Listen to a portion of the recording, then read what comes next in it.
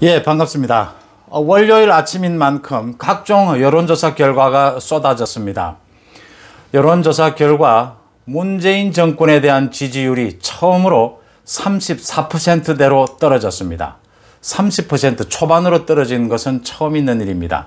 반면에 윤석열에 대한 지지율은 39%를 넘어서 이제 곧 40%를 넘어갈 것으로 예측이 됩니다. 그 다음 서울시장 선거와 관련해서 야권 후보가 단일화만 되면 모두 안철수, 오세훈 모두 박영선을 큰 폭으로 이기게 되고 그 표 차이는, 지지율 차이는 더 벌어지고 있습니다. 부산은 물론 아주 큰 폭으로 박형준 후보가 김영춘 후보를 크게 이기는 것으로 나타나고 있습니다. 이 지지율 조사 전반적인 것을 분석하기 전에 먼저 말씀을 드리고 싶은 게 하나 있습니다.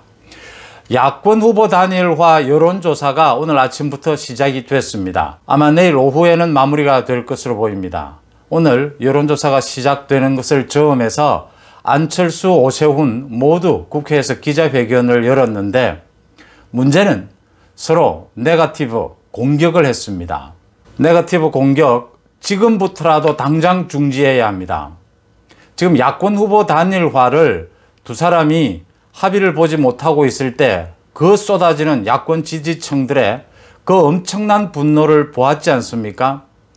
지금 여론조사가 시작이 됐는데 기자회견에서 할 말도 있고 또 기자들이 질문하기도 하죠.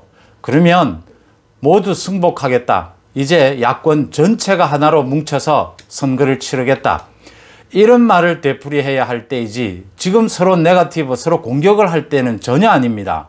오세훈 후보가 먼저 기자회견을 열고 안철수에 대해서 실체가 불분명한 야권 연대와 정권 교체를 외치는 신기루 같은 후보다.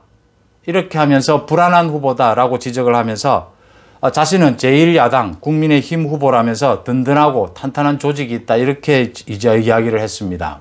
그러니까 안철수 후보가 또 기자회견을 열고 지금 오세훈 후보의 그 내곡동 처가 땅을 꼬집은 겁니다. 내곡동 처가 땅과 관련해 가지고 또 다른 증언이 나오면 오세훈 후보가 후보를 사퇴하겠다라고 하는 점을 끄집어내서 지금 잘못하면 야권 야당 후보가 사퇴할지도 모른다. 야당 후보 없이 선거를 치러야 될지도 모른다. 이런 일은 막아야 되지 않겠느냐. 이렇게 심한 네거티브 공격을 했습니다.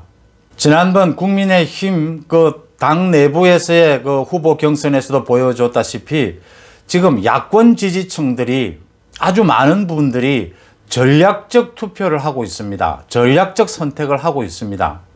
다소 이 후보가 내 마음에 들지 않더라도 지금 아주 시급한 것은 정권 교체, 그것을 위한 서울시장 선거, 부산시장 선거에서 이겨야 한다.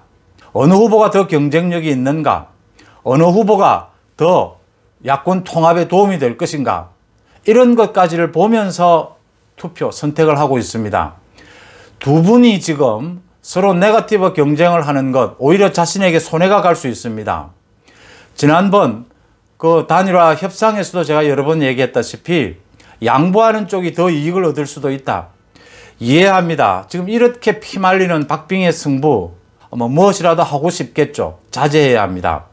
지금 야권 전체로 봐서도 도움이 되지 않고 개인 후보로도 네거티브는 도움이 되지 않습니다. 그 부분을 분명하게 말씀을 드리고 지금 이 순간부터라도 중단해야 합니다. 지금은 득담을 나눠야 할 때입니다. 그 다음 양쪽 당 어디 모두 이제 이선으로 다 물러서야 됩니다. 지금은 얘기할 때가 아닙니다. 침묵할 때입니다. 조용히 유권자들, 야권 지지층의 선택을 기다려야 할 때입니다. 지지율 조사에서 한국사회여론연구소가 오늘 오전에 발표를 했습니다. 지난 19일에서 20일까지 이틀 동안 조사한 결과입니다. 윤석열 검찰총장에 대한 지지율은 39.1%, 지금 더 올라가고 있습니다. 문재인 대통령에 대한 지지율은 34%까지 떨어졌습니다. 그 다음 이재명은 21.7%, 이낙연은 11.9%였습니다. 홍준표 5.9%인데 다른 후보들의 움직임은 거의 굳은 상태입니다. 지금 윤석열이 올라가면서 이재명의 지지율이 내리고 있고 문재인 대통령에 대한 지지율이 내리고 있습니다. 문재인 대통령에 대한 부정평가는 63%, 사상 최고치입니다. 63%를 기록을 했습니다. 정당 지지율은 국민의힘은 계속 오르고 있습니다. 30.3%, 민주당은 계속 내리고 있습니다. 27.2%였습니다. 그러면 여론조사가 이 한 곳만 있었던 게 아니고 또 다른 곳 여론조사도 비슷한 양상을 보이고 있습니다. 또 리얼미터가 조사한 것입니다. 지난 15일에서 19일까지 전국에서 2,500명을 대상으로 조사한 것입니다.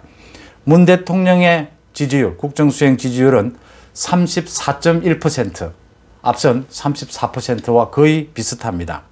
부정평가도 계속 올라가서 62.2%, 지금 두 개의 여론조사 결과가 거의 비슷하게 가고 있습니다. 서울과 부산, 서울에서 국민의힘은 38.9%, 민주당은 26.2%, 무려 12%가 차이가 납니다. 부산에서는 국민의힘이 42%, 민주당은 23.5%, 무려 17%가 차이가 납니다. 계속해서 벌어지고 있습니다. 그 다음 서울시장 선거에 대한 여론조사 결과입니다. 여론조사 업체인 입소스가 19일에서 20일 조사한 겁니다. 서울시민 대상으로. 안철수와 박영선이 만나면 안철수는 52.3%, 박영선은 35.6%, 무려 16.7% 안철수가 앞섭니다. 그 다음 오세훈이 야권 단일 후보로 나서면 박영선과 오세훈은 50.6%, 박영선은 36.8%, 무려 여기도 13.8%포인트 차이가 납니다. 안철수나 오세훈 모두 단일화가 되면 박영선을 13%, 16% 이렇게 앞서는 것으로 나왔습니다. 또 다른 여론조사 결과도 발표가 됐죠. 부산시장 여론조사 결과는 여전히 18%, 19% 박형준 후보가 앞서는 것으로 나타나고 있습니다. 지금 부동산에 대한 의혹, 가덕도 신공항, 또 재난지원금, 네거티브, 퍼주기 뭘 해도 계속해서 지지율 차이는 커지고 있습니다. 야당이 훨씬 앞서고 있습니다. 지금 문재인 정권이 부동산 폭등에 이은 부동산 투기로 문재인 정권, 문재인에 대한 지지율이 이제 30% 선이 곧 무너지지 않을까 이렇게 보입니다. 문재인의 지지율이 무너지면 윤석열에 대한 지지율은 40%를 넘어갈 것이다. 그러면 덩달아서 이재명에 대한 지지율은 더 폭락하게 될 것이다. 물론 여기에서 문재인 대통령의 그 열성 지지층들이 다시 뭉치는 이런 결과가 일부 반등이 올 수도 있습니다. 하지만 이 내리막길의 추세는 계속 이어질 것이다. 문재인 정권이 지지율, 콘크리트 지지율만 믿고 오만하고 내로남불, 위선, 불공정을 일삼고 있는 그 콘크리트 지지층이 이제 무너지고 있다. 이런 증상을 보이고 있습니다. 전반적으로 윤석열 전 총장에 대한 지지율은 지금 TK, PK를 비롯해서 영남 전체를 비롯해서 충청, 강원, 수도권은 아주 대표적이고요. 아주 고른 지지율을 받고 있고 계속해서 지지율이 올라가고 있습니다. 서울과 부산에서도 야권 후보가 승기를 잡았다 이렇게 보입니다. 이해찬 전 민주당 대표가 나와서 기술적인 장난을 치고 있다. 여론조사를 가지고 그런 이야기를 했는데 기술적인 장난 제가 저번에도 말씀드렸다시피 가능한 부분이 있습니다. 그런데 지금 여론조사 기관도 워낙 많고 또 각 후보, 각 당별로도 계속 여론조사를 돌리고 있습니다. 그 전체 추세를 보면 어느 쪽에서 장난을 좀 치는지가 다 나오게 됩니다. 물론 수치는 그 조사 방법이나 대상 따라서 굉장히 차이가 날 수 있겠지만 이 추세, 트렌드로 본다면은 큰 차이가 없다. 각 후보 진영에서도 이 비슷한 경향을 보이고 있다. 이런 점을 말씀을 드립니다. 이해찬 후보가 거의 다 승기를 잡은 것 같다라는 걸 놓고 또 부정선거를 획책하는 게 아니냐 또 이런 얘기까지 나오는데 더 감시를 철저히 해야 되지 않겠나 싶습니다. 한 번 더 강조합니다. 안철수와 오세훈, 박빙의 승부, 피를 말리는 승부에 서로 참 힘들 겁니다. 힘든 거 다 이해하는데 오늘 아침까지는 또 좋습니다. 지금부터는 두 사람 모두 이제 서로 덕담을 해야 합니다. 기자들이 물어서 할 수 없이 대답을 해야 한다면 덕담을 해야 합니다. 이제는 야권 연대 전체가 우리가 하나가 돼서 선거를 치른다. 그런 말만 하는 겁니다. 서로에 대한 공격은 여기서 중단해야 합니다. 여기서 공격을 하는 후보는 이제 정말 야권 지지층들이 전략적 선택으로 페널티를 주게 될 것이다. 저는 그렇게 봅니다. 고맙습니다.